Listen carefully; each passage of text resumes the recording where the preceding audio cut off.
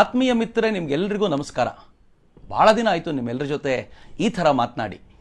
Of course ನಿಮ್ಮ ಜೊತೆ ಮಾತನಾಡಬೇಕು ಅಂತ ಯಾವಾಗಲೂ ಅನ್ನಿಸ್ತಾನೆ ಇರುತ್ತೆ. ಆದರೆ ಈ ಕರೋನಾ ಕಾಲಕ್ಕೆ ನಮ್ಮದೇ ಆದ ಕೆಲಸಗಳಲ್ಲಿ ಎಲ್ಲರೂ ವ್ಯಸ್ತರಾಗಿರೋದ್ರಿಂದ ತೊಂದರೆ ಕೊಡೋದು ಬೇಡ ಅಂತ ಸುಮ್ಮನಿರ್ತೀನಿ ಅಷ್ಟೇ. ಆದರೆ ಇವತ್ತು ತಡ್ಕೊಳ್ಳಿಕ್ಕಾಗಲೇ ಇಲ್ಲ. ಈ ದೇಶದ ಪ್ರಧಾನಮಂತ್ರಿ ಯಾರಿಗೆ ವೋಟ್ ಮಾಡುವಾಗ ನಾವು ಭಾಳ ಹೆಮ್ಮೆಯಿಂದ ನನ್ನ ದೇಶದ ಪ್ರಧಾನಮಂತ್ರಿ ಅಂತ ಎದೆ ತಟ್ಕೊಂಡು ಹೇಳ್ತಿದ್ವು, ಆ ಪ್ರಧಾನಮಂತ್ರಿ ಇವತ್ತು ಗಡಿಯಲ್ಲಿ ಲೇಹ್ಗೆ ಹೋಗಿದ್ದಾಗ, ಅಲ್ಲಿಂದ ನಿಮೂಗ್ ಹೋಗಿದ್ದಾಗ ಒಂಥರ ಹೆಮ್ಮೆ ಅಂತ ಅನಿಸುವಂಥ ವಾತಾವರಣ ಇತ್ತು. ಅವರು ಮಾತಾಡ್ತಾ ಇರೋದನ್ನು ಕೇಳುವಾಗ ಆ ಆಲ್ಟಿಟ್ಯೂಡ್ನಲ್ಲಿ ಈ ದೇಶದ ಪ್ರಧಾನಮಂತ್ರಿ ಅಷ್ಟು ಸಹಜವಾಗಿ ಸೈನಿಕರೊಂದಿಗೆ ವ್ಯವಹಾರ ಮಾಡುವಾಗ ಅದು ಎಷ್ಟು ಜನ ಕಣ್ಣಲ್ಲಿ ನೀರಿಟ್ಟಿದ್ದಾರೋ ದೇವರೇ ಬಲ್ಲ. ನಾನು ಈ ದೇಶದ ಪ್ರಧಾನಮಂತ್ರಿ ಗಡಿಯಲ್ಲಿರೋದ್ರ ಕುರಿತಂತೆ ಮಾತನಾಡೋಕ್ಕಿಂತ ಮುಂಚೆ ಒಂದು 2-3 ಸಂಗತಿಗಳನ್ನು ನಿಮ್ಮ ಜೊತೆ ಹಂಚ್ಕೋಬೇಕು. ಚೀನಾದೊಂದಿಗೆ ಭಾರತ ಯುದ್ಧಕ್ಕೆ ತಯಾರಾಗ್ಬಿಡುತ್ತಾ, ಇನ್ನು ಸ್ವಲ್ಪ ದಿನದಲ್ಲಿ ಯುದ್ಧ ಆಗುತ್ತಾ ಅನ್ನೋ ಪ್ರಶ್ನೆಗಳನ್ನು ಅನೇಕರು ಕೇಳ್ತಿದ್ದಾರೆ. ಮಿತ್ರರೇ, ವಾಸ್ತವವಾಗಿ ಯಾವುದೇ ದೇಶದೊಂದಿಗೆ ಅಥವಾ ಯಾರೊಂದಿಗೂ ಯುದ್ಧ ಅಂತಂದ್ರೆ 3 ಹಂತದಲ್ಲಿ ಯುದ್ಧ ನಡೆಯುತ್ತೆ. ಅದು ಈಗಂತೂ ಹಾಗೆ. ಮೊದಲಾದ್ರೆ ಬರೀ ಮಿಲಿಟರಿ ವಾರ್ ಡೈರೆಕ್ಟ್ ಆಗಿ ನಡೀತಿತ್ತು, ದೊಡ್ಡ ಸೇನೆಯನ್ನು ಕರ್ಕೊಂಡು ಬಂದ್ಬಿಡ್ತಿದ್ರು. ಆ ಸೇನೆ ಒಂದಿಡೀ ರಾಷ್ಟ್ರವನ್ನ ಉದ್ಧ್ವಸ್ತಗೊಳಿಸ್ಕೊಂಡು ಹೋಗುವಂಥದ್ದು ನಾವು ನೋಡ್ತಿದ್ವಿ. ಆದರೆ ಈಗ ಆ ಯುದ್ಧದ ಒಟ್ಟಾರೆ ಚಿತ್ರಣಗಳು ಬದಲಾಗಿವೆ. 3 ಹಂತದಲ್ಲಿ ಯುದ್ಧ ನಡೆಯುತ್ತೆ. ಒಂದು ಪರ್ಸೆಪ್ಷನ್ ವಾರ್ ಅಥವಾ ಸೈಕಾಲಜಿಕಲ್ ವಾರ್ ನಡೆಯುತ್ತೆ. ಅದಾದ್ಮೇಲೆ ಎಕನಾಮಿಕಲ್ ವಾರ್ ನಡೆಯುತ್ತೆ. ಇವತ್ತಿಗೆ ಬಹುತೇಕವಾಗಿ ನಡೀತಾ ಇರೋದು ಎಕನಾಮಿಕಲ್ ವಾರೇ. ಇನ್ನು 3ನೇದು ನಡೆಯೋದು ಮಿಲಿಟರಿ ವಾರ್. ಅದು ಅತ್ಯಂತ ಕೊನೆಯ ಘಟ್ಟದಲ್ಲಿ ನಡೆಯುತ್ತೆ. ಆದರೆ ಅದಕ್ಕಿಂತ ಮುಂಚೆ ಇವೆರಡು ಬಹಳ ಜೋರಾಗಿ ನಡೆಯುತ್ತೆ. ನಾನು ಎಕ್ಸ್ಪ್ಲೈನ್ ಮಾಡ್ತೀನಿ ಹೇಗೆ ಇದು ನಡೆಯುತ್ತೆ, ಚೈನಾ ಇದರಲ್ಲಿ ಯಾವ ಥರದ ಕೈವಾಡ ಮಾಡಿದೆ ಅಂತ ನಾನು ನಿಮ್ಗೆ ಹೇಳೋಕೆ ಇಚ್ಛೆ ಪಡ್ತೀನಿ. ಮೊದಲನೇದು, ಚೈನಾ ಸೈಕಾಲಜಿಕಲ್ ವಾರ್ ಹೇಗೆ ಮಾಡುತ್ತೆ ಅಂತಂದ್ರೆ, ಹೇಗೆ ಮಾಡ್ತಾ ಇದೆ ಅಂತಂದ್ರೆ, ಜಗತ್ತಿನ ಅನೇಕ ರಾಷ್ಟ್ರಗಳಲ್ಲಿ ಬುದ್ಧಿವಂತರನ್ನ ತನ್ನ ತೆಕ್ಕೆಗೆ ತೆಗೆದುಕೊಂಡಿದೆ. ಬುದ್ಧಿವಂತರು ಅಂತಂದ್ರೆ ಯೂನಿವರ್ಸಿಟಿಗಳನ್ನೇ ಅಪೋಷಣ ತೆಗೆದುಕೊಂಡಿದೆ. ಅಲ್ಲಿರುವಂತವರು ಚೈನಾ ವಿರುದ್ಧ ಒಂದು ಸಂಶೋಧನೆ ಮಾಡುವಂತಿಲ್ಲ. ಇನ್ಫ್ಯಾಕ್ಟ್ ಚೈನಾ ಪರವಾಗಿ ಒಳ್ಳೆ ವಿಚಾರಗಳು ಬರುವಂತೆ ಈ ಚೀನಾ ದುಡ್ಡು ಕೊಟ್ಟು ನೋಡ್ಕೊಳ್ಳುತ್ತೆ. ಹಾಗಂತ ಇದು ಗಾಳಿಯಲ್ಲಿ ಗುಂಡು ಹಾರಿಸ್ತಾ ಇರುವಂತದ್ದಲ್ಲ. ಇತ್ತೀಚೆಗೆ ವಾಲ್ ಸ್ಟ್ರೀಟ್ ಜರ್ನಲ್ ಪತ್ರಿಕೆ ಒಂದು ರಿಪೋರ್ಟ್ ಮಾಡಿದೆ. ಆ ರಿಪೋರ್ಟ್ನ ಪ್ರಕಾರ ಹಾರ್ವರ್ಡ್ ಯೂನಿವರ್ಸಿಟಿ ಮತ್ತು ಯಾಲೆ ಯೂನಿವರ್ಸಿಟಿಗಳಲ್ಲಿ ಹೆಚ್ಚು ಕಡಿಮೆ $6.5 ಬಿಲಿಯನ್ ಹಣ ಅದು ಚೀನಾದಿಂದ ಮತ್ತು ಸೌದಿ ಅರೇಬಿಯಾದಿಂದ ಬಂದಿರೋದು. ಅದು ಎಲ್ಲಿಗೆ ಹೋಗಿದೆ, ಅದರ ಲೆಕ್ಕಾಚಾರ ಏನು ಅಂತ ಹೇಳಲಿಕ್ಕೆ ಅವರ ಹತ್ರ ಸಾಧ್ಯವೇ ಆಗಲಿಲ್ಲ. ಈ ಕುರಿತಂತೆ ಅಲ್ಲಿ ವಿಶೇಷವಾದ ವಿಚಾರಣೆ ನಡೀತಾ ಇದೆ. ಇಲ್ಲಿಗೆ ಮುಗಿಲಿಲ್ಲ. ನ್ಯಾಷನಲ್ ಇನ್ಸ್ಟಿಟ್ಯೂಟ್ ಆಫ್ ಹೆಲ್ತ್, ಇದು ಅಮೆರಿಕಾದ ಟ್ಯಾಕ್ಸ್ ಪೇಯರ್ಸ್ ದುಡ್ಡಿನಲ್ಲಿ ನಡೀತಾ ಇರುವಂತದ್ದು. ಈ ನ್ಯಾಷನಲ್ ಇನ್ಸ್ಟಿಟ್ಯೂಟ್ ಆಫ್ ಹೆಲ್ತ್ ನಲ್ಲಿ 189 ರಿಸರ್ಚ್ ಸಂಶೋಧಕರನ್ನ ವಿಚಾರಣೆ ಮಾಡಿದಾಗ ಗೊತ್ತಾಗಿದೆ, ಅದರಲ್ಲಿ 93% ಜನ ತಮಗೆ ದುಡ್ಡು ಎಲ್ಲಿಂದ ಬಂದಿದೆ ಅಂತ ಹೇಳೋದ್ರಲ್ಲಿ ವಿಫಲರಾಗಿದ್ದಾರೆ. 54 ಜನರನ್ನ ಆನ್ ಸ್ಪಾಟ್ ಫೈರ್ ಮಾಡಲಾಗಿದೆ ಅಂತ ದ ನ್ಯಾಷನಲ್ ಪಲ್ಸ್ ರಿಪೋರ್ಟ್ ಮಾಡಿದೆ. ಯಾರಿಂದ ದುಡ್ಡು ಬರ್ತಿದೆ ಅಂತಂದ್ರೆ ಚೈನಾದಿಂದ ನೇರವಾಗಿ ಬರ್ತಿದೆ ಅಂತ ಆ ಪತ್ರಿಕೆ ನೇರವಾದ ಆರೋಪ ಮಾಡ್ತಾ ಇದೆ. ನಾನು ಚೈನಾದ ಬಗ್ಗೆನೇ ಅಮೆರಿಕಾದ ಬಗ್ಗೆನೇ ತುಂಬಾ ಮಾತಾಡ್ತಾ ಇದ್ದೀನಿ ಅಂತ ತಿಳ್ಕೊಳ್ಬೇಡಿ. ಇಂಡಿಯಾದಲ್ಲೂ ಈ ತರದವ್ರು ಏನು ಕಡಿಮೆ ಇಲ್ಲ. ಆದರೆ ಇಲ್ಲಿ ಯೂನಿವರ್ಸಿಟಿನ ಖರೀದಿ ಮಾಡಬೇಕಾಗಿಲ್ಲ. ಯೂನಿವರ್ಸಿಟಿಗಳನ್ನ ನೋಡ್ಕೊಳ್ತಾ ಇದ್ದ ಅಥವಾ ಆಳ್ತಾ ಇದ್ದ ಪಕ್ಷಗಳೇ ಚೈನಾದೊಂದಿಗೆ ಸೇರ್ಕೊಳ್ತಲ್ಲ. ಕಾಂಗ್ರೆಸ್ ಪಾರ್ಟಿ ಎಷ್ಟು ನಿರ್ಲಜ್ಜವಾಗಿ ಚೀನಾದ ಕಮ್ಯುನಿಸ್ಟ್ ಪಾರ್ಟಿಯೊಂದಿಗೆ ಒಪ್ಪಂದ ಮಾಡ್ಕೊಂಡಿದ್ದನ್ನ ಪತ್ರಿಕೆಗಳಲ್ಲಿ ಓದಿದ್ವಿ ನಾವು. ಯಾವ ಪರಿಯ ಅತ್ಯಂತ ಕೆಟ್ಟ ಸ್ತರಕ್ಕೆ ಇಳಿದೋಯ್ತು ಕಾಂಗ್ರೆಸ್ ಪಾರ್ಟಿ ಅಂತಂದ್ರೆ, ಸೋನಿಯಾ ಗಾಂಧಿ ಕಟ್ಟಿದ್ದಂತ ರಾಜೀವ್ ಗಾಂಧಿ ಫೌಂಡೇಶನ್, ರಾಜೀವ್ ಗಾಂಧಿ ಅವರ ಕನಸುಗಳನ್ನ ಸಾಕಾರಗೊಳಿಸಿಕೊಳ್ಳಲಿಕ್ಕೆ ಅಂತ ಕಟ್ಟಿದಂತ ಈ ಫೌಂಡೇಶನ್ಗೆ ನೇರವಾಗಿ ಚೀನಾ ಸರ್ಕಾರದಿಂದಲೇ $1 ಕೋಟಿ ಹಣ ಬಂದಿರೋದು ಈಗ ವರದಿಯಾಗಿ ಹೊರಗೆ ಬರ್ತಿದೆ. ಚೀನಾದ ರಾಯಭಾರಿ $10 ಲಕ್ಷ ಕೊಟ್ಟಿರುವಂತ ವರದಿಗಳಲ್ಲಿ ಉಲ್ಲೇಖವಾಗಿದೆ. ಯಾಕೆ ಕೊಡ್ತಾರೆ ಅವರು ದುಡ್ಡು ಕೊಟ್ಟು ಇವರಿಂದ ಯಾವ ಕೆಲಸಗಳನ್ನು ಮಾಡಿಸ್ಕೊಳ್ತಾರೆ? ಯಾವ ದುಡ್ಡನ್ನ ಯೂನಿವರ್ಸಿಟಿಗಳಿಗೆ ಕೊಟ್ಟು ಅಲ್ಲಿರುವಂತ ಬುದ್ಧಿವಂತರ ಕೈಯಿಂದ ಅಥವಾ ರಿಸರ್ಚರ್ಸ್ಗಳ ಕೈಯಿಂದ ಏನ್ ಕೆಲಸ ಮಾಡಿಸ್ಕೊಳ್ತಿದ್ರೋ ಅದನ್ನ ಆಳುವ ಪಕ್ಷದ ಕೈಯಿಂದನೇ ಮಾಡಿಸ್ಕೊಳ್ತಿದ್ರಲ್ಲ.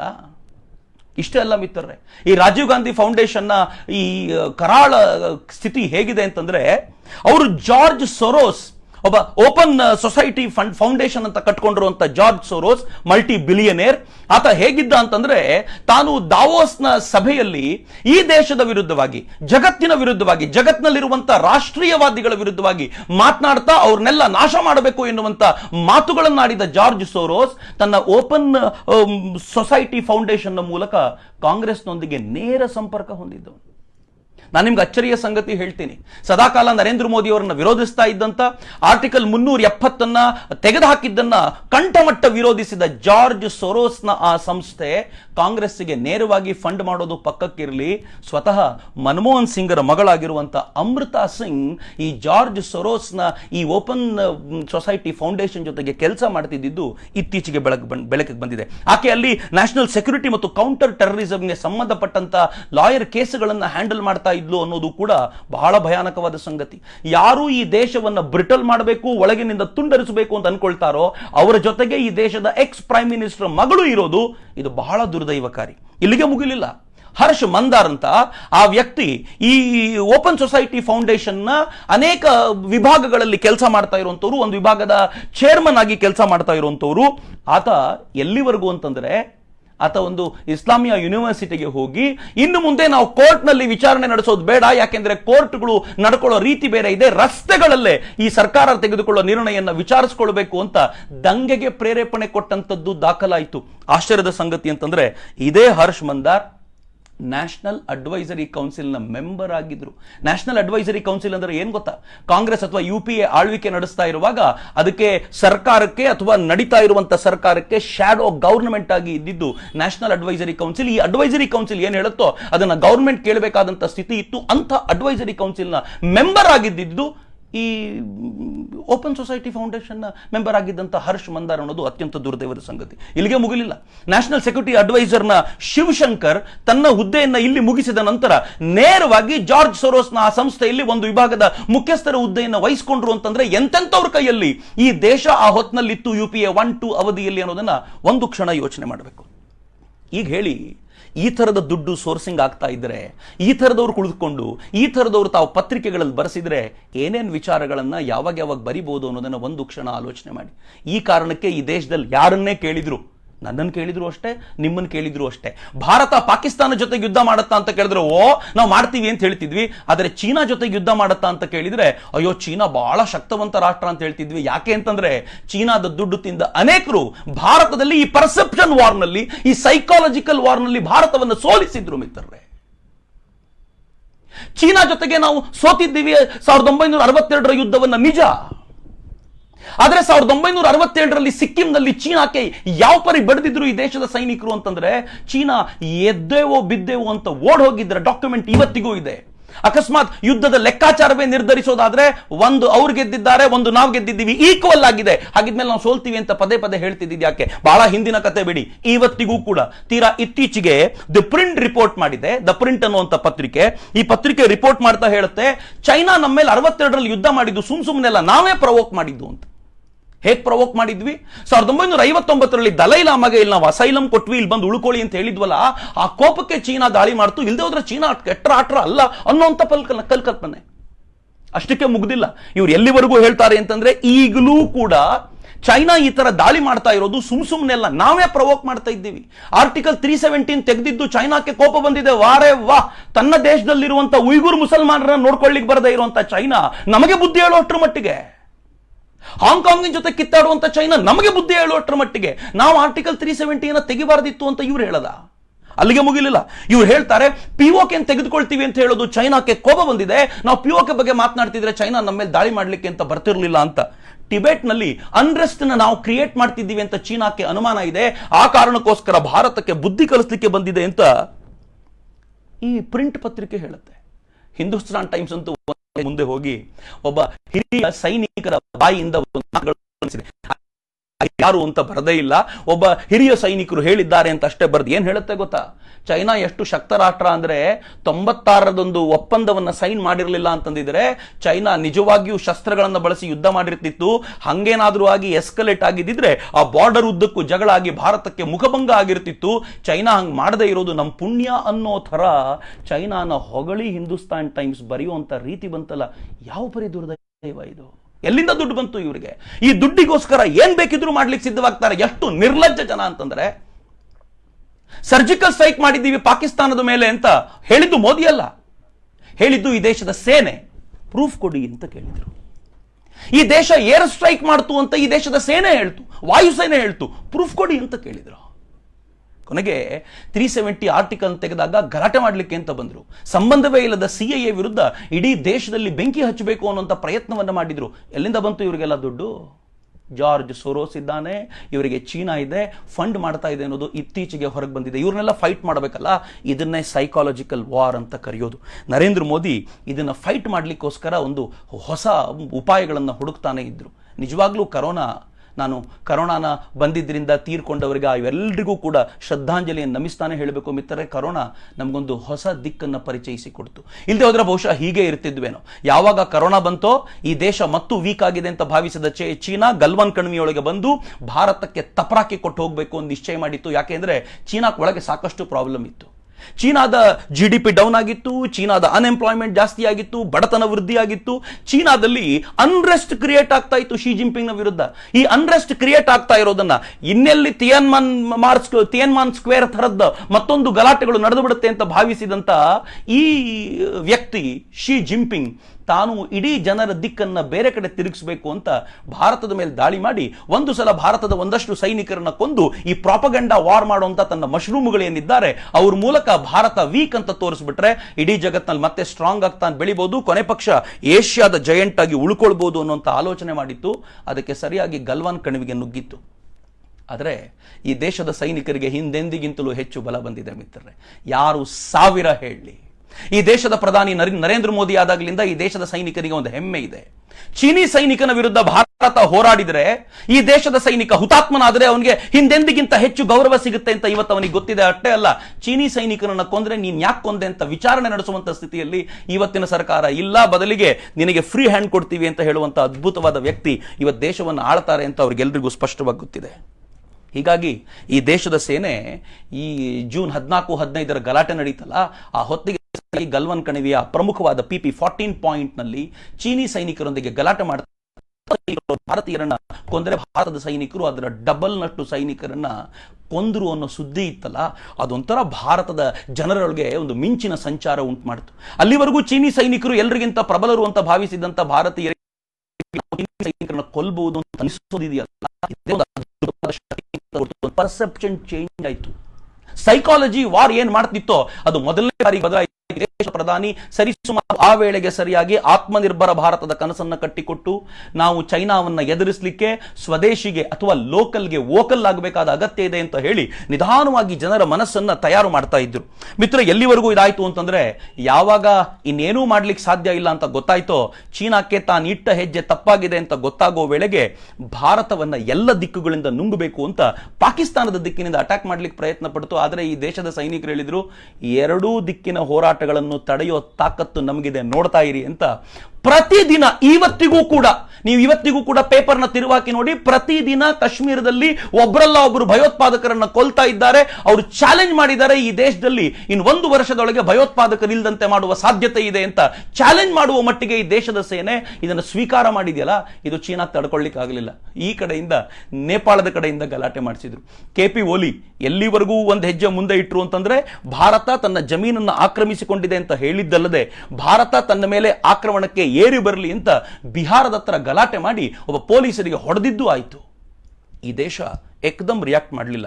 ಬಿಕಾಸ್ ನಮಗೆ ಎದುರುಗಡೆ ಇದ್ದಿದ್ದು 2 ದೆವ್ವಗಳು, ಎರಡನ್ನೂ ಮ್ಯಾನೇಜ್ ಮಾಡಬೇಕಾಗಿತ್ತು. ಈ ದೇಶ ಅದನ್ನು ಹೆಂಗ್ ಮ್ಯಾನೇಜ್ ಮಾಡ್ತು ಅಂತಂದ್ರೆ, KP ಓಲಿಯ ವಿರುದ್ಧ, ನೇಪಾಳದ ಪ್ರಧಾನಿಯ ವಿರುದ್ಧ ಅವರದ್ದೇ ಪಾರ್ಟಿಯ ಜನರು ಎದ್ದು ನಿಲ್ಲುವಂತೆ ಮಾಡ್ತು. ಅಷ್ಟೇ ಅಲ್ಲ, ಪರ್ಸೆಪ್ಷನ್ ವಾರ್ ನಾವು ಹೇಗೆ ಮಾಡಿದ್ವಿ ಅಂತಂದ್ರೆ, ನೇಪಾಳದ ಎಲ್ಲ ಪತ್ರಿಕೆಗಳಲ್ಲೂ ಚೀನಾ ಕಬಳಿಸಿರುವ ನೇಪಾಳದ ಭೂಮಿಯ ವಿವರ ಬರುವಂತೆ ನೋಡ್ಕೊಳ್ಳಾಯಿತು. ಪರಿಣಾಮ ನೇಪಾಳದಲ್ಲಿ ದಂಗೆಗಳಾಗುವಂತ ಸ್ಥಿತಿ ಬಂದಾಗ KP ಓಲಿ ಹೃದಯ ಗಟ್ಟಿ ಹಿಡ್ಕೊಂಡು ಹೋಗಿ ಮಲ್ಕೊಂಡ್ಬಿಟ್ರು. ನನಗೆ ಹೃದಯಾಘಾತ ಆಗುವಂಥ ಚಾನ್ಸ್ ಇದೆ ಅಂತ. ಈ ವಾರ್ನಲ್ಲೂ ಕೂಡ ಭಾರತ ಗೆದ್ಬಿಡ್ತು. ಆದರೆ ನರೇಂದ್ರ ಮೋದಿ ಮಾತುಕತೆ ನಡೆಸಲಿಕ್ಕೆ ಚೀನಾನ ಆಹ್ವಾನಿಸಿದರು. ನಾವು ಮಾತುಕತೆ ನಡೆಸೋಣ, ಗಲಾಟೆ ಮಾಡೋದು ಬೇಡ ಅಂತ. ಇಷ್ಟು ದಿನ ಚೀನಾ ಮಾತುಕತೆ ನಡೆಸುವಾಗ ತನ್ನ ಪಾಡಿಗೆ ತಾನು ಕೆಲಸ ಮಾಡ್ತಿತ್ತು. ಆದರೆ ಮೊದಲನೇ ಬಾರಿಗೆ ನರೇಂದ್ರ ಮೋದಿ ಮಾತುಕತೆಗೆ ಆಹ್ವಾನಿಸಿ ಟೈಮ್ ತಗೊಳ್ಳಿಕ್ಕೆ ಶುರು ಮಾಡಿದರು. ಟೈಮ್ ಯಾಕೆ? ನಮಗೆ ರಸ್ತೆ ಸ್ವಲ್ಪ ಕಂಪ್ಲೀಟ್ ಆಗಬೇಕಾಗಿತ್ತು, ಒಂದು ಇಂಪಾರ್ಟೆಂಟ್ ಬ್ರಿಡ್ಜ್ ಕಂಪ್ಲೀಟ್ ಮಾಡ್ಕೊಳ್ಬೇಕಿತ್ತು. ಸೊ ದಟ್ ಅಗತ್ಯ ಬಿದ್ದಾಗ ನಾವು ಅತ್ಯಂತ ವೇಗವಾಗಿ ಸೇನೆಯನ್ನ ಗಡಿಗೆ ತಲುಪಿಸಲಿಕ್ಕೆ ಸಾಧ್ಯವಾಗಬೇಕಿತ್ತು. 72 ಗಂಟೆಗಳಲ್ಲಿ ಆ ಬ್ರಿಡ್ಜಿನ ಕೆಲಸವನ್ನ ಈ ದೇಶದ ಸೈನಿಕರು ಮುಗಿಸಿದ್ರು. ಅದೊಂದು ಅದ್ಭುತವಾದ ಕೆಲಸವಾಯಿತು. ಇಷ್ಟಕ್ಕೆ ಮುಗಿಲಿಲ್ಲ. ನರೇಂದ್ರ ಮೋದಿ ಇನ್ನೊಂದು ಹೆಜ್ಜೆ ಮುಂದೆ ಹೋಗಿ ಬೇರೆ ಬೇರೆ ರಾಷ್ಟ್ರಗಳೊಂದಿಗೆ, ಇಲ್ಲಿ ಮಾತುಕತೆ ನಡೀತಾ ಇರುವಾಗ ಬೇರೆ ಬೇರೆ ರಾಷ್ಟ್ರಗಳೊಂದಿಗೆ ಯುದ್ಧಕ್ಕೆ ಬೇಕಾಗಿರುವ ತಯಾರಿ ಮಾಡಿಕೊಂಡ್ರು. ರಷ್ಯಾಕ್ಕೆ ಈ ದೇಶದ ರಕ್ಷಣಾ ಸಚಿವರು ಹೋದ್ರು. ಅಲ್ಲಿ ಹೋಗಿ S-400 ಮಿಸೈಲ್ ಸಿಸ್ಟಮ್ಗಳನ್ನು ನಮಗೆ ಆದಷ್ಟು ಬೇಗ ಕೊಡಬೇಕು, ಇನ್ ಟೈಮ್ ಅದನ್ನು ಕೊಡುವಂತಾಗಬೇಕು ಅಂತ ರಿಕ್ವೆಸ್ಟ್ ಮಾಡಿಕೊಂಡ್ರು. ರಷ್ಯಾ ಒಪ್ಪಿಕೊಳ್ತು. ಮೇಲ್ನೋಟಕ್ಕೆ ಅದಕ್ಕೆ ಅಂತ ಹೋಗಿದ್ರು ಕೂಡ ಒಳಗೆ ರಷ್ಯಾ ನ್ಯೂಟ್ರಲ್ ಆಗಿರಬಾರ್ದು, ಯಾವ ಕಾರಣಕ್ಕೂ ಚೈನಾ ಸಂಬಂಧದಲ್ಲಿ ಸಂಪರ್ಕದಲ್ಲಿ ಇರಬಾರ್ದು ಅಥವಾ ಚೈನಾಕ್ಕೆ ಸಪೋರ್ಟ್ ಮಾಡಬಾರ್ದು ಅಂತ ಕೇಳ್ಕೊಳ್ಳಿಕ್ಕೆ ಹೋಗಿದ್ದು ಗೊತ್ತಿರಲಿ ಮಿತ್ರರೇ. ಇದರ ಹಿಂದೇನೆ ಚೀನಾದ ಒಬ್ಬ ಮಂತ್ರಿ ಬಂದು ರಷ್ಯಾವನ್ನ ಮಾತಾಡಿಸ್ಲಿಕ್ಕೆ ಹೋದ್ರೆ ರಷ್ಯಾ ಭಾರತದೊಂದಿಗಿನ ತನ್ನ ಘನಿಷ್ಠ ಸಂಬಂಧವನ್ನ ಸ್ಪಷ್ಟವಾಗಿ ವಿವರಿಸಿತು. ನರೇಂದ್ರ ಮೋದಿಯ ರ್ಯಾಪೋ ಬಗ್ಗೆ ನಾನು ಮಾತನಾಡುವಾಗ ತುಂಬಾ ಜನ ಪ್ರಶ್ನೆ ಕೇಳ್ತಾರೆ, ಆದರೆ ಗೊತ್ತಿರಲಿ ನರೇಂದ್ರ ಮೋದಿ ಇತ್ತೀಚೆಗೆ 2036ರವರೆಗೆ ಪ್ರಾಬಬ್ಲಿ ನನಗೆ ಗೊತ್ತಿರುವಂತೆ ಅಲ್ಲಿ ರಷ್ಯಾದ ಅಧ್ಯಕ್ಷರು ಅವರೇ ಇರಲಿ ಅನ್ನುವಂಥ ವೋಟಿಂಗ್ ಅವ್ರು ಗೆದ್ದಾಗ ಅವರಿಗೆ ವಿಶ್ ಮಾಡಿದ ಮೊದಲನೇ ಪ್ರಧಾನಮಂತ್ರಿ ನರೇಂದ್ರ ಮೋದಿ. ಆಗ ರಷ್ಯಾದ ಪ್ರಧಾನಮಂತ್ರಿ ಪುತಿನ್, ರಷ್ಯಾದ ಅಧ್ಯಕ್ಷ ಪುತಿನ್ ತುಂಬಾ ಸ್ಪಷ್ಟವಾದ ಮಾತುಗಳಲ್ಲಿ ಹೇಳಿದ್ರು, ಕಷ್ಟ ಕಾಲದಲ್ಲಿ ನಾನು ಯಾವಾಗಲೂ ಭಾರತದ ಜೊತೆಗೆ ಇರ್ತೀನಿ ಅಂತ. ಇದು ನರೇಂದ್ರ ಮೋದಿ ಜಾಗತಿಕ ಮಟ್ಟದಲ್ಲಿ ಬಿಲ್ಡ್ ಮಾಡ್ಕೊಂಡಿರುವಂತ ಒಂದು ರ್ಯಾಪೋ. ಇಷ್ಟಕ್ಕೆ ಮುಗಿಲಿಲ್ಲ, ಅವರು ರಷ್ಯಾದಿಂದ 12 ಸುಖೋಯ್ಗಳನ್ನ 21 ಮಿಗ್ಗಳನ್ನ ಖರೀದಿ ಮಾಡುವಂತ ಒಪ್ಪಂದ ಮಾಡಿಕೊಂಡ್ರು. ಯಾಕೆಂದ್ರೆ ಭಾರತದ ವಾಯುಸೇನೆಯನ್ನ ಬಲಪಡಿಸಲಿಕ್ಕೆ ಅದು ಬೇಕೇ ಬೇಕಾಗಿತ್ತು. ಅಷ್ಟೇ ಅಲ್ಲದೆ ಫ್ರಾನ್ಸ್ಗೆ ಮಾತನಾಡಿ 36 ರಫೇಲ್ಗಳು ಜುಲೈ ಎಂಡ್ ಒಳಗೆ ಪಕ್ಕಾ ಬರುವಂತೆ ಅವರು ಒಪ್ಪಂದ ಮಾಡಿಸಿ ಅದಕ್ಕೆ ಬೇಕಾಗಿರುವ ವ್ಯವಸ್ಥೆಯನ್ನು ನರೇಂದ್ರ ಮೋದಿ ಮಾಡಿಕೊಂಡ್ರು. ಇಸ್ರೇಲ್ನಿಂದ ಸ್ಪೈಸ್ 2000 ಬಾಂಬ್ಗಳಿಗೆ ಮಾತುಕತೆ ನಡೆಸಿದ್ರು. ಸ್ಪೈಸ್ 2000 ನೆನಪಿದೆ ತಾನೆ? ನಾವು ಏರ್ ಸ್ಟ್ರೈಕ್ ಮಾಡುವಾಗ ಇದೇ ಬಾಂಬ್ ಅನ್ನು ಬಳಸಿದ್ವಿ. ಅವತ್ತು ಅನೇಕರು ಈ ಬಾಂಬ್ಗಳ ಕುರಿತಂತೆ ಮಾತನಾಡುವಾಗ ಆಡ್ಕೊಳ್ತಿದ್ರು, ಆದ್ರೆ ಗೊತ್ತಿರಲಿ ಮಿತ್ರರೇ, ಸ್ಪೈಸ್ 2000 ಅನ್ನೋದ್ರ ಹೆಸರು ಏನು ಅಂತಂದ್ರೆ smart precision impact and cost effective 2000 bombs ಅಂತ. ಈ ಬಾಂಬ್ಗಳು ಹೇಗಿದ್ವು ಅಂತಂದ್ರೆ ಅದಕ್ಕೊಂದು ಕೋಆರ್ಡಿನೇಟ್ ಹಾಕೊಟ್ರೆ ಕರೆಕ್ಟ್ ಆಗಿ ಹೋಗಿ ಗುರಿ ಇಡಬಲ್ ಅಂತ ಬಾಂಬ್ಗಳನ್ನ ಇಸ್ರೇಲ್ ತಾನು ಕೊಡ್ತೀನಿ ಅಂತ ಈ ಸಂದರ್ಭದಲ್ಲಿ ಒಪ್ಕೊಳ್ತು. ಒಂದ್ ಕಡೆ ಮಾತುಕತೆ ನಡೆಸ್ತಾ ಇದ್ವಿ, ಎರಡನೇ ಕಡೆ ಯುದ್ಧಕ್ಕೆ ಬೇಕಾಗಿರುವಂತ ಎಲ್ಲ ತಯಾರಿಗಳನ್ನು ಮಾಡ್ಕೊಳ್ತಾ ಇದ್ವಿ. ಇದರ ವೇಳೆಗೆ ನರೇಂದ್ರ ಮೋದಿ ಅವರು ಈ ದೇಶದ ಸೇನೆಯನ್ನು ಮುನ್ನಡೆಸುವಂತ ಆ ನಾಯಕರಿಗೆ ಕೊಟ್ಟಂತ ಅಭಯ ಏನು ಗೊತ್ತೇನು? 500 ಕೋಟಿ ರೂಪಾಯಿವರೆಗೆ ನಿಮಗೆ ಯಾವ ಶಸ್ತ್ರಗಳನ್ನು ಬೇಕೋ ಅದು ನೀವೇ ಖರೀದಿ ಮಾಡಬಹುದು, ನೀವು ಕೇಳಬೇಕಾದ ಅಗತ್ಯ ಇಲ್ಲ, ಮುಂದುವರಿಸಿ ಅಂತ ಹೇಳಿದ ನಂತರ ಅವರಿಗೆ ಬಂದಿರಬಹುದಂತ ಕಾನ್ಫಿಡೆನ್ಸ್ ಎಂತದ್ದು ಅಂತ ಇಮ್ಯಾಜಿನ್ ಮಾಡಿ. ಇಷ್ಟಕ್ಕೆ ಮುಗಿಲಿಲ್ಲ, ಬಹಳ ಜನರಿಗೆ ಗೊತ್ತಿಲ್ಲದ ಸಂಗತಿ ಅಂತಂದ್ರೆ ನರೇಂದ್ರ ಮೋದಿ ಈ ಬಾರ್ಡರ್ ಏರಿಯಾದಲ್ಲಿ ವಿಶೇಷವಾಗಿ ಲದ್ದಾಖ್ನಲ್ಲಿ 54 ಮೊಬೈಲ್ ಟವರ್ಗಳನ್ನು ಹಾಕಿಸಿದ್ರು. 54 ಮೊಬೈಲ್ ಟವರ್ಗಳಲ್ಲಿ ಒಂದು ಡೆಮ್ಚಾಕ್ ನಲ್ಲಿ ಕೂಡ ಅದನ್ನ ಹಾಕ್ತಾರೆ. ಅದು ಪಕ್ಕಾ LAC ಗೆ ಹತ್ರ ಇರುವಂತ ಜಾಗ. ಇಷ್ಟೆಲ್ಲ ತಯಾರಿಯನ್ನ ಮಾತುಕತೆ ನಡುವೆ ಮುಗಿಸ್ಕೊಂಡ್ವಿ. ಇನ್ನು 3ನೇ ಭಾಗ ಆಗಬೇಕಾಗಿತ್ತು. ಅದು ನಾವು ಚೀನಾಕ್ಕೆ ಎದುರಾಗಿ ಮಿರರ್ ಡೆಪ್ಲಾಯ್ಮೆಂಟ್ ಆಗಬೇಕಿತ್ತು. ಮಿರರ್ ಡೆಪ್ಲಾಯ್ಮೆಂಟ್ ಅಂದ್ರೆ ಏನು ಗೊತ್ತೇನು? ಅವ್ರು ಎಷ್ಟು ಸೇನೆನಲ್ಲಿ ಜೋಡಿಸ್ತಾರೋ ನಾವು ಅಷ್ಟೇ ಜೋಡಿಸಿ ನೀವೇನು ಮಾಡ್ಲಿಕ್ಕೆ ಹೊರಟಿದ್ದೀರೋ ಅದು ನಮ್ಗೆ ಗೊತ್ತಿದೆ, ನಾವು ಅದನ್ನು ಮಾಡಬಲ್ಲೆವು ಅಂತ ತೋರಿಸಬೇಕು. ಚೈನಾ ಸುಮ್ಮನೆ ಇರಲಿಲ್ಲ. 20,000 ಸಂಖ್ಯೆಯ ಸೈನಿಕರನ್ನ ಕರ್ಕೊಂಡು ಬಂದು ನಿಲ್ಲಿಸು, ಇನ್ನು 10,000 ಸೈನಿಕರನ್ನ 48 ಗಂಟೆಗಳಲ್ಲಿ ಡಿಪ್ಲಾಯ್ ಮಾಡಬಲ್ಲಷ್ಟು ದೂರದಲ್ಲಿ, ಅಂದ್ರೆ 1,000 ಕಿಲೋಮೀಟರ್ ದೂರದಲ್ಲಿ ಇನ್ನು 10,000 ಜನ ಸೈನಿಕರನ್ನು ನಿಲ್ಲಿಸ್ಕೊಳ್ತು. ಪ್ರಾಬಬ್ಲಿ ಇನ್ನೊಂದು 8,000 ಜನ 2,000 ಕಿಲೋಮೀಟರ್ ಆಚೆಯಲ್ಲಿ ನಿಂತಿದ್ದಾರೆ. ಅಂದ್ರೆ ಯಾವುದೇ ಸಂದರ್ಭದಲ್ಲಿ ನಾವು ಯುದ್ಧಕ್ಕೆ ಸಿದ್ಧ ಅಂತ ಹೇಳಲಿಕ್ಕೆ.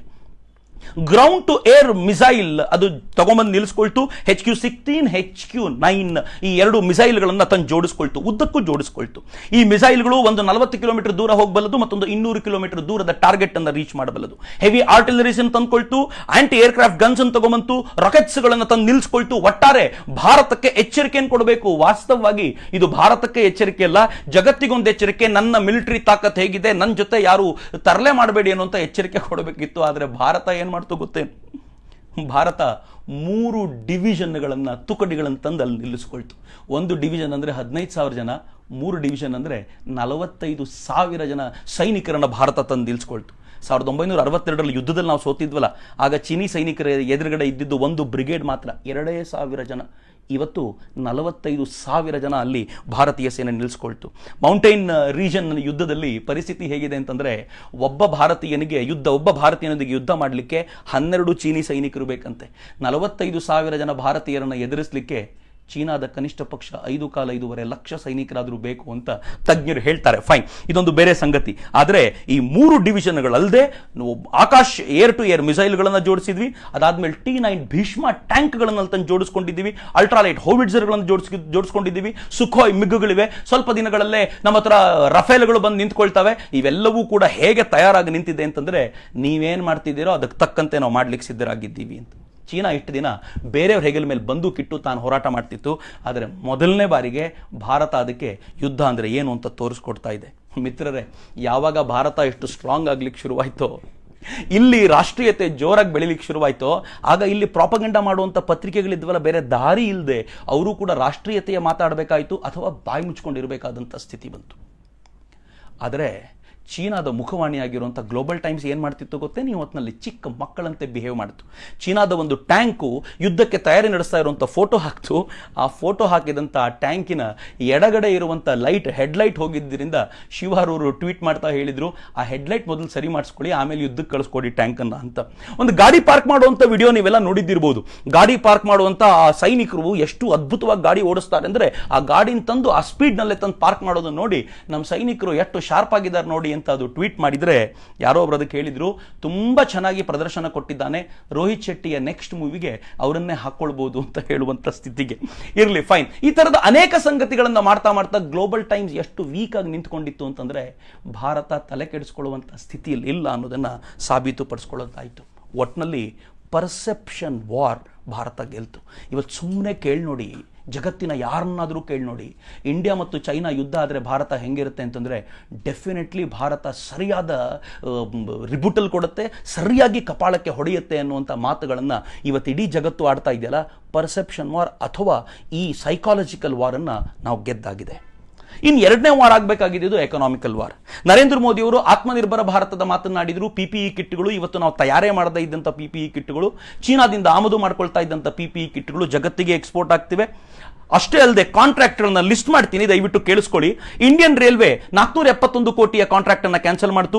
ಹರಿಯಾಣ ಗವರ್ಮೆಂಟ್ 780 ಕೋಟಿ ರೂಪಾಯಿಯ ಕಾಂಟ್ರಾಕ್ಟ್ ಅನ್ನು ಕ್ಯಾನ್ಸಲ್ ಮಾಡ್ತು. ಮಹಾರಾಷ್ಟ್ರ 3 ಕಾಂಟ್ರಾಕ್ಟ್ಗಳು 5,000 ಕೋಟಿ ರೂಪಾಯಿ ಇದನ್ನ ಕ್ಯಾನ್ಸಲ್ ಮಾಡ್ತು. UP Uttar Pradesh power ಕಾರ್ಪೊರೇಷನ್ಗೆ ಬೇಕಾಗಿದ್ದಂತ smart ಮೀಟರ್ಗಳನ್ನ ತೆಗೆದುಕೊಳ್ಳೋದಿಲ್ಲ ಅಂತ ಹೇಳ್ತು. ಟ್ರೇಡರ್ಸ್ ಬಾಡಿ ನಾವು ಚೀನಾದ ಎಲ್ಲ ವಸ್ತುಗಳನ್ನ ಬಾಯ್ಕಾಟ್ ಮಾಡ್ತೀವಿ ಅಂತ ಹೇಳ್ತು. ಡೋಕ್ಲಾಂ ಹೊತ್ತಿನಲ್ಲಿ ನಾವು 93 ವಸ್ತುಗಳಿಗೆ ಆಂಟಿ ಡಂಪಿಂಗ್ ಟ್ಯಾಕ್ಸ್ ಹಾಕಿದ್ವಿ, ಈಗ ಅದನ್ನು ಎಕ್ಸ್ಟೆಂಡ್ ಮಾಡಿದ್ದೀವಿ. ಇನ್ಫ್ಯಾಕ್ಟ್ ಚೀನಾದಿಂದ ಬಂದಿರುವ ವಸ್ತುಗಳನ್ನ ನಾವು ತಗೊಳ್ಳಿಕ್ಕೆ ಹೋಗ್ತಿಲ್ಲ, ಅದು ಅಲ್ಲೇ ಬಿದ್ದುಕೊಂಡಿವೆ. ಇದಕ್ಕೂ ಕೂಡ ಚೀನಾ ಆಕ್ಷೇಪ ವ್ಯಕ್ತಪಡಿಸಿದೆ. ಟೆಕಾರ್ಕ್ ಅನ್ನುವಂತ ಕಂಪನಿ, ಟೆಕಾರ್ಕ್ ಅನ್ನುವಂತ ಒಂದು ಸಂಸ್ಥೆ ಹೇಳಿದೆ, ಸ್ಮಾರ್ಟ್ ಫೋನ್ ಸೇಲ್ಸ್ ಏನು 1,62,00,000 ಆಗುತ್ತೆ ಅಂತ ಚೀನೀರು ಅನ್ಕೊಂಡಿದ್ರು, ಅದು 1,27,00,000 ಇಳಿಬಹುದು ಅಂತ ಆರಂಭದಲ್ಲಿ ಅನ್ಕೊಂಡಿದ್ರು. ಈಗ ಮೋಸ್ಟ್ಲಿ ಅದಕ್ಕಿಂತಲೂ ಕಡಿಮೆ ಆಗುವಂತ ಸಾಧ್ಯತೆ ಇದೆ. ಯಾಕೆ ಅಂದ್ರೆ ಫ್ಲಿಪ್ಕಾರ್ಟ್ ಅಲ್ಲಾಗ್ಲಿ, ಅಮೆಜಾನ್ ಆಗಲಿ ಯಾವ್ದಾದ್ರು ವಸ್ತುವನ್ನು ಕೊಂಡ್ಕೊಳ್ಳೋ ಮುಂಚೆ ಜನ ಈಸ್ ಇಟ್ ಅ ಚೈನೀ ಪ್ರಾಡಕ್ಟ್ ಅಂತ ಕೇಳ್ತಾರೆ. ಅದು ಇಲ್ಲ ಇಂಡಿಯನ್ ಪ್ರಾಡಕ್ಟ್ ಅಂತ ಗೊತ್ತಾದಾಗ ಮಾತ್ರ, ಅಥವಾ ಚೈನೀಸ್ ಅಲ್ಲ ಅಂತ ಗೊತ್ತಾದ್ರೆ ಮಾತ್ರ ಅದಕ್ಕೆ ಆರ್ಡರ್ ಪ್ಲೇಸ್ ಮಾಡ್ತಿದ್ದಾರೆ. ಸೊ ಎಲ್ಲ ಕಡೆ ಈ ತರದೊಂದು ವಾತಾವರಣ ನಿರ್ಮಾಣ ಆಗಿದೆ. ಇದಾದ ನಂತರ ನರೇಂದ್ರ ಮೋದಿ ಸುಮ್ಮನೆ ಇರದೆ ಅಪ್ಲಿಕೇಶನ್ ಬ್ಯಾನ್ ಮಾಡಿದ್ರು. 59 ಅಪ್ಲಿಕೇಶನ್ಗಳನ್ನು ಬ್ಯಾನ್ ಮಾಡಿದ್ರು. ಬ್ಯಾನ್ ಮಾಡೋಕ್ಕಿಂತ ಮುಂಚೆ ತಾಕತ್ ತೋರಿಸಿ ಟಿಕ್ಟಾಕ್ ಬ್ಯಾನ್ ಮಾಡಿ, ನಿಮ್ಗೆ ದಮ್ಮಿದ್ರೆ ಹಾಗೆ ಮಾಡಿ ಅಂತ ಹೇಳ್ತಿದ್ರು. ನರೇಂದ್ರ ಮೋದಿ 59 ಅಪ್ಲಿಕೇಶನ್ ಬ್ಯಾನ್ ಮಾಡಿದ ದಿನ ಎಷ್ಟೋ ಜನಕ್ಕೆ ಮುಂದೇನು ಮಾತಾಡಬೇಕು ಅಂತ ಗೊತ್ತಾಗಲಿಲ್ಲ. ಕೆಲವರು ಹೇಳಿದ್ರು, ಅಪ್ಲಿಕೇಶನ್ ಬ್ಯಾನ್ ಮಾಡಿಬಿಟ್ರೆ ಯುದ್ಧ ಮಾಡ್ದಂಗ, ಇದು ಸೈನಿಕರ ಸಾವಿಗೆ ಪ್ರತೀಕಾರವಂತ. ಆದರೆ ಗೊತ್ತಿರಲಿ ಪ್ರತೀಕಾರ ಹೇಗೆ ಅಂತಂದ್ರೆ, ಏಟ್ ಎಲ್ಲಿ ಬಿದ್ದರೆ ನಿಜವಾಗ್ಲೂ ಹೊಡೆತ ತಾಕತ್ತೋ ಅಂತ ಜಾಗದಲ್ಲೇ ಹೊಡಿಬೇಕು ಅಂತ ಹೇಳ್ತಾರೆ. ಯುದ್ಧದ ಒಂದು ನಿಯಮ ಅದು. ಅದರ ಪರಿಣಾಮ ಹೇಗೆ ಅಂತಂದ್ರೆ, ಟಿಕ್ಟಾಕ್ ಭಾರತೀಯರ ಬಳಕೆಯ ಆಧಾರದ ಮೇಲೆ ಜಗತ್ತಿನಲ್ಲಿ ಖ್ಯಾತಿ ಗಳಿಸಿತ್ತು. ಆದರೆ ಈ ದೇಶದಲ್ಲಿ ಟಿಕ್ಟಾಕ್ ಬ್ಯಾನ್ ಆದ ಕ್ಷಣ ಅದೇ ಗ್ಲೋಬಲ್ ಟೈಮ್ಸ್ ಪತ್ರಿಕೆ, ಚೀನಾದ ಪತ್ರಿಕೆ ವರದಿ ಮಾಡ್ತು, ಹೆಚ್ಚು ಕಡಿಮೆ $6 ಬಿಲಿಯನ್ ನಷ್ಟ ಆಗಿದೆ ಅಂತ. 45,000 ಕೋಟಿ ರೂಪಾಯಿ, ಅಷ್ಟು ದೊಡ್ಡ ನಷ್ಟವನ್ನ, ದೊಡ್ಡ ಮೊತ್ತದ ನಷ್ಟವನ್ನ ಅದು ಈಗ ಅನುಭವಿಸ್ತಾ ಇದೆ. ಕಾರಣ ಯಾಕೆ ಅಂತಂದ್ರೆ, ನಾವು ಬ್ಯಾನ್ ಮಾಡಿದೀವಿ ಅನ್ನೋ ಕಾರಣಕ್ಕೋಸ್ಕರ. ಮಿತ್ರ, ಇದನ್ನು ಬ್ಯಾನ್ ಮಾಡಿದ ಮರುಕ್ಷಣ ನಾವು ಯಾವ ಥರದ ಪ್ರೆಷರ್ನ ಕ್ರಿಯೇಟ್ ಮಾಡಿದ್ವಿ ಅಂತಂದ್ರೆ, ಅಮೆರಿಕ ಸ್ಪಷ್ಟವಾಗಿ ಹೇಳ್ತು, ನಾನು ನನ್ನ ದೇಶದಲ್ಲಿ ಹುವೈ ಮತ್ತು ZTE ಇವೆರಡುಗಳನ್ನು ಬ್ಯಾನ್ ಮಾಡ್ತೀನಿ, ಅದು ಇನ್ನು ಮುಂದೆ ನನ್ನ ದೇಶಕ್ಕೆ ಬರಬೇಕಾದ ಅಗತ್ಯ ಇಲ್ಲ ಅಂತ ಅವುಗಳನ್ನು ಬ್ಯಾನ್ ಮಾಡ್ತು.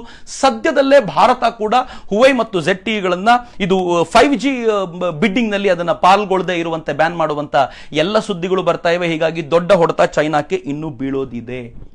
ಅಂದ್ರೆ ನಾವು ಸೈಕಾಲಜಿಕಲ್ ವಾರಲ್ಲೂ ಕೂಡ ಚೈನಾಕ್ಕಿಂತ ಮುಂದೆ ಹೋದ್ವಿ, ಎಕನಾಮಿಕಲ್ ವಾರ್ನಲ್ಲೂ ಕೂಡ ಚೈನಾಕ್ಕಿಂತ ಮುಂದೆ ಹೋದ್ವಿ. ಅದರ ಅರ್ಥ ನಾವು ಗೆದ್ಬಿಟ್ಟಿದ್ದೀವಿ ಅಂತಲ್ಲ ಎಕನಾಮಿಕಲ್ ವಾರ್ನಲ್ಲಿ. ಹೋರಾಟ ಮಾಡಬೇಕು.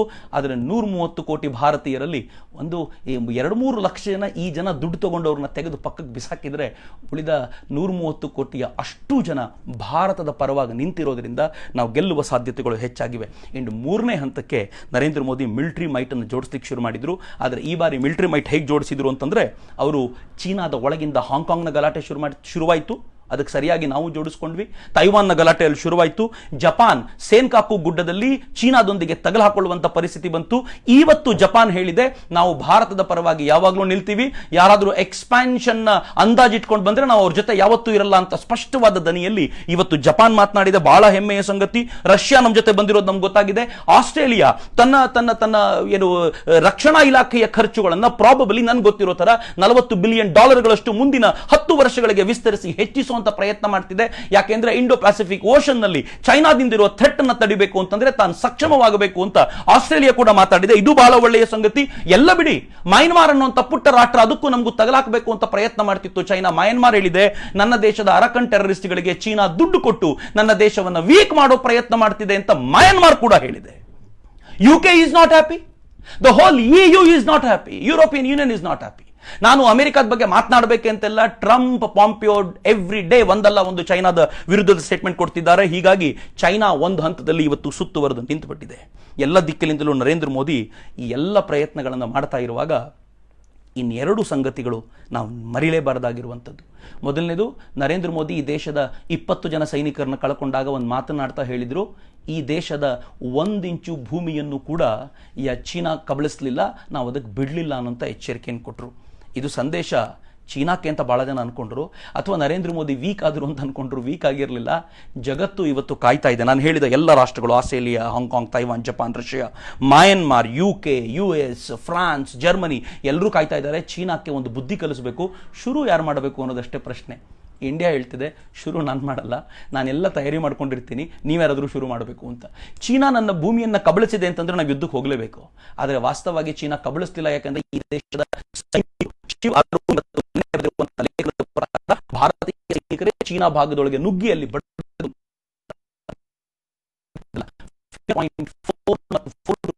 ಅದು ಬಫರ್ ಝೋನ್ ಆಗಿ ಕೌಂಟ್ ಆಗ್ತಿದ್ದರಿಂದ ಅದು ಭೂಮಿಯನ್ನು ಕಬಳಿಸಿದ. ಹೀಗಾಗಿ ನರೇಂದ್ರ ಮೋದಿ ಎಚ್ಚರಿಕೆಯಿಂದ ನನ್ನ ಭೂಮಿಯ 1 ಇಂಚು ಬಿಟ್ಕೊಡ್ಲಿಲ್ಲ, ಆದರೆ ಫಿಂಗರ್ ಪಾಯಿಂಟ್ 4 to 8 ಅನ್ನು ವಾಪಸ್ ತೆಗೆದುಕೊಳ್ತೀನಿ ಅನ್ನೋ ಕಲ್ಪನೆಯ ಮಾತುಗಳನ್ನು ಆಡಿದ್ದು. ಹೀಗಾಗಿ ಅದು ಕೂಡ ಒಳ್ಳೆಯ ಸಂದೇಶವೇ. ಇನ್ನು ಎರಡನೇ ಸಂದೇಶ ಮಿತ್ರರೇ, ಇತ್ತೀಚೆಗೆ ನರೇಂದ್ರ ಮೋದಿ ಬಂದು 80 ಕೋಟಿ ಜನರಿಗೆ ನವೆಂಬರ್ನವರೆಗೂ ಧಾನ್ಯವನ್ನು ಉಚಿತವಾಗಿ ಕೊಡ್ತೀವಿ, ಸರಿಸುಮಾರು 80,000 ಕೋಟಿ ರೂಪಾಯಿ ಅದಕ್ಕೋಸ್ಕರ ಖರ್ಚು ಮಾಡ್ಲಿಕ್ಕೆ ನಾವು ಸಿದ್ಧರಾಗಿದ್ದೀವಿ ಅಂತ ಒಂದು ಮಾತನ್ನು ಹೇಳಿದ್ರಲ್ಲ. ಈ ಮಾತಿನ ಅರ್ಥ ಏನು ಗೊತ್ತೇನು? ಈ ದೇಶದ ಬಡವರ ಬಗ್ಗೆ ಯಾರೂ ತಲೆ ಕೆಡಿಸ್ಕೊಳ್ಬೇಕಾದಂಥ ಅಗತ್ಯ ಇಲ್ಲ. 80 ಕೋಟಿ ಬಡವರನ್ನ ನವೆಂಬರ್ ತಿಂಗಳವರೆಗೂ ಆರಾಮಾಗಿ ಸಾಕುವಂಥ ಶಕ್ತಿ ನಮಗಿದೆ. ಯುದ್ಧ ಅಲ್ಲಿವರೆಗೂ ನಡೆದರೂ ಕೂಡ ನಾವು ಸಸ್ಟೈನ್ ಆಗ್ತೀವಿ, ಏನು ತಲೆ ಕೆಡಿಸ್ಕೊಳ್ಬೇಡಿ ಅನ್ನುವಂಥ ಒಂದು ಸಂದೇಶ ಇತ್ತಲ್ಲ. ಇಲ್ಲದೆ ಹೋದರೆ ಪ್ರಧಾನಮಂತ್ರಿ ಈ ಅನೌನ್ಸ್ಮೆಂಟಿಗೋಸ್ಕರ ಅವರು ದೇಶವನ್ನು ಉದ್ದೇಶಿಸಿ ಮಾತನಾಡಬೇಕಾಗಿರಲಿಲ್ಲ. ಅದು ಸ್ಪಷ್ಟವಾದ ಸಂದೇಶ ಆಗಿತ್ತು. ಅಂಡ್ ದ ಥರ್ಡ್ ಒನ್ ಇವತ್ತು ನಡೆದಿತ್ತು. ಅನ್ಇಮ್ಯಾಜಿನಬಲ್. ಈ ದೇಶದ ಪತ್ರಕರ್ತರನ್ನ, ಈ ದೇಶದ ಬುದ್ಧಿಜೀವಿಗಳನ್ನ, ಈ ದೇಶದ ರಾಜಕಾರಣಿಗಳನ್ನ ನರೇಂದ್ರ ಮೋದಿ ಯಾವಾಗಲೂ ಸರ್ಪ್ರೈಸ್ ಆಗಿ ಕಾಡ್ತಾ ಇದ್ರು. ಇವತ್ತು ಜಗತ್ತಿಗೆ ಸರ್ಪ್ರೈಸ್ ಕೊಟ್ಬಿಟ್ರು. ನಿನ್ನೆವರೆಗೂ ಎಲ್ಲರೂ ಏನನ್ಕೊಂಡಿದ್ವಿ ಗೊತ್ತಾ? ರಾಜನಾಥ್ ಸಿಂಗ್ ಗಡಿಗೆ ಹೋಗ್ತಾರೆ, ಲೇಗ್ ಹೋಗಿ ಮಾತನಾಡಿಸ್ತಾರೆ ಅಂತ. ನಿನ್ನೆ ಒಂದು ಸುದ್ದಿ ಬಂತು, ಸೆಕ್ಯೂರಿಟಿಯ ಕಾರಣಕ್ಕೋಸ್ಕರ ರಾಜನಾಥ್ ಸಿಂಗ್ ಹೋಗಲ್ಲ ಅಂತ. ಬಹುಶಃ ಭಯ ಆಗಿರ್ಬೋದು ಅಂತ ಎಲ್ಲ ಅನ್ಕೊಂಡ್ರೆ, ಆದರೆ ಜಗತ್ತಿನ ಜನರ ದೃಷ್ಟಿಯನ್ನು ಬೇರೆಡೆಗೆ ತಿರುಸಿ ನರೇಂದ್ರ ಮೋದಿ ಇವತ್ತು ಅಚಾನಕ್ ಆಗಿ ಬೆಳಗ್ಗೆ ಲೇನಲ್ಲಿದ್ದಾರೆ ಅನ್ನೋ ಸುದ್ದಿಯನ್ನ ಓದ್ತಾ ಇರುವಾಗ ಅದನ್ನು ಬ್ರೇಕಿಂಗ್ ಅಂತ ಕೊಡದೆ ಬೇರೆಯವರಿಗೆ ದಾರಿಯೇ ಇರಲಿಲ್ಲ. ಮಿತ್ರರೇ, ಆ ಜಾಗ ಇವತ್ತೇನು ನರೇಂದ್ರ ಮೋದಿ ನಿಮಗೆ ಹೋಗಿದ್ದಾರಲ್ಲ, ಯಾವ ಆಲ್ಟಿಟ್ಯೂಡಲ್ಲಿ ಇದೆ ಅನ್ನೋದನ್ನು ನೀವು ಇಮ್ಯಾಜಿನ್ ಮಾಡ್ಲಿಕ್ಕೆ ಸಾಧ್ಯ ಇಲ್ಲ. ನಾವು ಯುವ ಬ್ರಿಗೇಡ್ನಿಂದ LOC ಸಾಹಸ ಯಾತ್ರೆ ಅಂತ ಮಾಡಿದಾಗ ಕೆಲವು ಜಾಗಗಳಿಗೆ ಹೋಗಿದ್ವಲ್ಲ, ಅದರಲ್ಲಿ ಎತ್ತರದ ಪ್ರದೇಶಗಳು ಹೇಗಿದ್ವು ಅಂತಂದ್ರೆ ಖರ್ದುಂಗ್ಲಾ ಪಾಸ್ ತರದ್ದು. ಅಲ್ಲಿಗೆ ಹೋದ್ರೆ ಉಸಿರು ತೆಗೆದುಕೊಳ್ಳಿಕ್ಕೆ ಕಷ್ಟ ಆಗುವಂಥ ಸ್ಥಿತಿ. ಯುವಕರೇ ಅಲ್ಲಿಗೆ ಹೋಗಿ ಅಕ್ಲಮಟೈಸ್ ಆಗ್ಲಿಕ್ಕೆ ಕನಿಷ್ಠ ಪಕ್ಷ 1-1.5 ದಿನ ಬೇಕು. ಆದರೆ ನರೇಂದ್ರ ಮೋದಿ ಇವತ್ತು ಲೇಹ್ ಹೋಗಿ, ಲೇಹ್ನಿಂದ ನೀಮುಗೆ ಆ ಹೈಟ್ನಲ್ಲಿ ಹೋಗಿ ಅಲ್ಲಿರುವಂಥ ಮಾತನಾಡಿ ಆ ಜಾಗಗಳನ್ನೆಲ್ಲ ಸುತ್ತಾಡಿ ಸೈನಿಕರಿಗೆ ಪ್ರೇರಣೆಯನ್ನು ತುಂಬಿ ಆ ಭಾಷಣವಾದರೂ ಹೇಗಿತ್ತು. ನರೇಂದ್ರ ಮೋದಿ ಇವತ್ತು ಮಾತನಾಡ್ತಾ ಹೇಳಿದ್ರು, ನಾನು ಪ್ರತಿ ಕ್ಷಣವೂ ಯಾವುದಾದ್ರೂ ಮಹತ್ವದ ಕೆಲಸಕ್ಕೆ ಹೋಗಬೇಕಾದಾಗ 2 ತಾಯಂದಿರನ್ನು ನೆನಪಿಸ್ಕೊಳ್ತೀನಿ. ಒಬ್ಬರು ಭಾರತ ಮಾತೆ, ಎರಡನೇದು ನಿಮ್ಮಂಥ ಸೈನಿಕರನ್ನ ಈ ದೇಶಕ್ಕೆ ಕೊಟ್ಟಿರುವಂಥ ನಿಮ್ಮ ತಾಯಂದರು ಅಂತ. ಏನು ಅದ್ಭುತವಾಗಿ ಕನೆಕ್ಟ್ ಆಗಿಬಿಟ್ರು. ಈ ದೇಶದ ಸೈನಿಕರನ್ನ ಹೆಂಗೆ ಕನೆಕ್ಟ್ ಮಾಡಿದ್ರು ನರೇಂದ್ರ ಮೋದಿ ಅಂತಂದರೆ, ಐನೋ ಎಷ್ಟು ಜನ ಸೈನಿಕರು ಅದನ್ನು ಕೇಳಿದಾಗ ಫೀಲ್ ಮಾಡ್ಕೊಂಡಿರ್ತಾರೆ ಅನ್ನೋದನ್ನು ಇಮ್ಯಾಜಿನ್ ಮಾಡ್ಲಿಕ್ಕೆ ಸಾಧ್ಯ ಇಲ್ಲ. ಇಡೀ ದೇಶ ಇವತ್ತು ಹೇಳ್ತಿದೆ ಸೈನಿಕರಿಗೊಂದು ಅಪರೂಪದ ಶಕ್ತಿ ಬಂದಿದೆ ಅಂತ. ಮಿತ್ರರೇ, ರಾಹುಲ್ ಕನ್ವಲ್ ಸದಾಕಾಲ ಮೋದಿಯನ್ನು ವಿರೋಧಿಸ್ತಾ ಇದ್ದಂಥ ರಾಹುಲ್ ಕನ್ವಲ್ ಇವತ್ತು ಏನು ಬರೆದಿದ್ದಾರೆ ಗೊತ್ತೇನು? ಅವ್ರು ಹೇಳ್ತಾರೆ, ಈ ಥರ ಹಿಂದೆಂದೂ ನಡೆದೇ ಇರಲಿಲ್ಲ. ಯುದ್ಧಕ್ಕೆ ಹೋಗಬೇಕಾಗಿರೋ ಸೈನಿಕರಿಗೆ ಸ್ವತಃ ಪ್ರಧಾನಮಂತ್ರಿ ಹೋಗಿ ಹೇಳುವಂಥದ್ದು ಇದೆಯಲ್ಲ, ಈ ತರದ ಕಲ್ಪನೆ ಕೇಳಲಿಕ್ಕೂ ಅಪರೂಪದ್ದು. ನರೇಂದ್ರ ಅಂತ ಕೆಲಸ ಮಾಡಿದ್ದಾರೆ. ಇದು ನಿಜವಾಗ್ಲೂ ವಿಶೇಷವಾದ ದಿನ ಆಗ್ಲಿಕ್ಕಿದೆ ಅಂತ ರಾಹುಲ್ ಕನ್ವಲ್ ಟ್ವೀಟ್ ಮಾಡಿದ್ರು. ಆದರೆ ದುರ್ದೈವ ಕಾಂಗ್ರೆಸ್ಸಿಗರ ಪರಿಸ್ಥಿತಿ ಎಂಥದ್ದು ಅಂತಂದ್ರೆ, ರಾಹುಲ್ ಕನ್ವಲ್ ಇಷ್ಟು ಪ್ರೀತಿಯಿಂದ ಟ್ವೀಟ್ ಮಾಡಿದ್ರೆ ಅದನ್ನು ಟ್ರಾಲ್ ಮಾಡ್ತಾ ಟ್ವಿಟರ್ನಲ್ಲಿ ಅದನ್ನು ಟ್ರೆಂಡ್ ಮಾಡ್ಲಿಕ್ಕೆ ಕೂತಿದ್ದಾರೆ. ದುಡ್ಡು ಬರುತ್ತೆ, ಆ ದುಡ್ಡನ್ನು ದೇಶದ ವಿರುದ್ಧಕ್ಕೆ ಉಪಯೋಗಿಸ್ಕೊಳ್ಳುವಂಥ ಈ ಜನರಿಗೆ ಯಾವ ಬುದ್ಧಿ ಹೇಳೋದು? ಬಿಡಿ, ಅದು ಬೇರೆ ವಿಚಾರದ ಸಂಗತಿ. ಆದರೆ ನರೇಂದ್ರ ಮೋದಿ ಇವತ್ತು ಅಷ್ಟೆಲ್ಲ ಮಾಡಿದ ನಂತರ ವಾಪಸ್ ಬಂದು ಪ್ರಾಬಬಲಿ ಈಗ ಮೀಟಿಂಗ್ನಲ್ಲಿ ಕೂತಿರ್ಬೋದು. ಕ್ಯಾಬಿನೆಟ್ ಮೀಟಿಂಗ್ ಆಗಬೇಕಾಗಿದೆ, ಮುಂದಿನ ಚರ್ಚೆಗಳ ಮುಂದಿನ ವಿಚಾರಗಳ ಕುರಿತಂತೆ ಚರ್ಚೆ ಆಗಬೇಕು ಅಂತ ಕ್ಯಾಬಿನೆಟ್ ಮೀಟಿಂಗಲ್ಲಿ ಕೂತಿದ್ದಾರೆ. ಆ ಮನುಷ್ಯ ತುಂಬ ವಿಶೇಷವಾಗಿರುವಂಥ ವ್ಯಕ್ತಿ. ನಾನು ಹೇಳಿದ್ನಲ್ಲ, ಈ ದೇಶ ಸುರಕ್ಷಿತ ಕೈಗಳಲ್ಲಿದೆ ಅಂತ. ಸುರಕ್ಷಿತ ಕೈಗಳಲ್ಲಿದೆ ಅಂತಂದರೆ ಬರೀ ಸೈನಿಕರು ನರೇಂದ್ರ ಮೋದಿ ಹೇಳಿದ್ದಾರೆ, ನಿಮ್ಮಂಥ ಸುರಕ್ಷಿತ ಜನರ ಕೈಗಳಲ್ಲಿ ಭಾರತ ಇರುವಾಗ ಈ ದೇಶ ಹೆದರ್ಕೊಳ್ಳಲ್ಲ ಅಂತ ಹೇಳಿದ್ರಲ್ಲ. ನನಗೂ ಅನ್ಸುತ್ತೆ ಈ ದೇಶ ನರೇಂದ್ರ ಮೋದಿ ಅಂತವರ ಸುರಕ್ಷಿತವಾಗಿರುವಂಥವ್ರ ಕೈಗಳಲ್ಲಿದೆಯಲ್ಲ, ನಾವು ಹೆದರ್ಕೊಳ್ಬೇಕಾದಂಥ ಅಗತ್ಯ ಇಲ್ಲ ಅಂತ. ಮಿತ್ರರೇ, ಈ ದೇಶದ ಈ ಸೈನಿಕರ ಕುರಿತಂತೆ ಎಷ್ಟು ಹೇಳಿದ್ರು, ಆ ಸೈನಿಕರನ್ನು ಹುರಿದುಂಬಿಸ್ತಾ ಇರುವಂಥ ಈ ದೇಶದ ಪ್ರಧಾನಿಯ ಕುರಿತಂತೆ ನಮಗೊಂದು ವಿಶ್ವಾಸ ಬರುವಂತೆ ನಡ್ಕೊಳ್ತಾ ಇರುವಂಥ ಈ ಪ್ರಧಾನಿಯ ಕುರಿತಂತೆ ಎಷ್ಟು ಹೇಳಿದ್ರು ಕಡಿಮೆನೆ. ಅವರಿಗೆ ಶತ ನಮನಗಳು. ನಾನೊಂದು ಖುಷಿಯ ಸುದ್ದಿ ನಿಮ್ಗೆ ಕೊಡಬೇಕು. ಏನು ಅಂತಂದರೆ, ಅದೇ ಮಂಜಿನ ಬೆಟ್ಟಗಳಲ್ಲಿ ತಾನು ಈ ದೇಶಕ್ಕೋಸ್ಕರ ಕಾದಾಡ್ತಾ ಈ ದೇಶದ ಅನೇಕ ಯುದ್ಧಗಳಲ್ಲಿ ಪಾಲ್ಗೊಂಡು, ಚೀನಾ ವಾರ್ನಿಂದ ಹಿಡಿದು ಪಾಕಿಸ್ತಾನದವರೆಗೆ ಎಲ್ಲ ಅನೇಕ ಯುದ್ಧಗಳಲ್ಲಿ ಪಾಲ್ಗೊಂಡಂಥ ಚೆವಾಂಗ್ ರಿಂಚನ್ನು ಕುರಿತಂತೆ ಒಂದು ಪುಸ್ತಕವನ್ನು ಬರೆದಿದ್ದೀವಿ. ಅದು ಸದ್ಯಕ್ಕೆ ಪಬ್ಲಿಷ್ ಆಗುತ್ತೆ. ನಾವು ಕಾರ್ಗಿಲ್ ವಿಜಯೋತ್ಸವದ ದಿನ ಆ ಪುಸ್ತಕವನ್ನು ನಿಮ್ಗೆ ಇಡ್ತೀವಿ. ಅದು ಏನು ರೀಡಬಲ್ ಫಾರ್ಮ್ಯಾಟಲ್ಲಿ, ನೀವು ಮೊಬೈಲಲ್ಲೂ ಓದ್ಬೋದಾಗಿರುವಂಥ ಫಾರ್ಮ್ಯಾಟಲ್ಲಿ, ಸೊ ದ್ಯಾಟ್ ಈ ಹೊತ್ತಲ್ಲಿ ಚೆವಾಂಗ್ ರಿಂಚನ್ ಅನ್ನುವಂಥ ಅದ್ಭುತ ಸೈನಿಕನ ಕುರಿತಂತೆ, ಯಾರು 16-17ನೇ ವಯಸ್ಸಿಗೆ ತಾನು ಅಚಾನಕ್ಕಾಗಿ ಸೇನೆಗೆ ಬಂದು ಸೇರಿಕೊಳ್ಬೇಕಾದ ಸ್ಥಿತಿ ಬಂತೋ ಅಂಥ ಸೈನಿಕನ ಕುರಿತಂತೆ ನಾವೊಂದು ಆ ಪುಸ್ತಕವನ್ನು ನಿಮ್ಮ ಕೈಲಿ ಇಡ್ತೀವಿ. ಆ ಪುಸ್ತಕದ ಆಡಿಯೋ ಬುಕ್ ಕೂಡ ನಿಮಗೆ ಬರುತ್ತೆ.